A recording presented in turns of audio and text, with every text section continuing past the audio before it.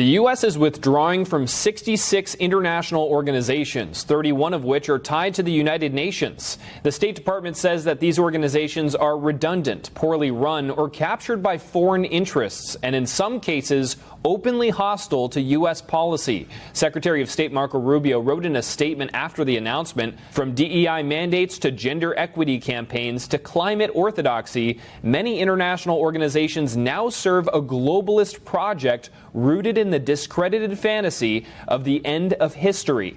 Among the UN-linked groups the U.S. is withdrawing from are the Peacebuilding Commission, the UN Democracy Fund, UN Energy, and UN Women, as well as several legal and developmental bodies. Non-UN groups include climate and energy organizations like the 24/7 Carbon-Free Energy Compact and the Commission for Environmental Cooperation. But President Trump says that this isn't just about bureaucracy, it's about policy outcomes. Back in September, Trump accused the United Nations, right in front of their faces, of enabling illegal immigration into the U.S. In 2024, the UN budgeted $372 million in cash assistance to support an estimated 624,000 migrants journeying into the United States. The UN also provided food, shelter, transportation, and debit cards to illegal aliens. Can you believe that?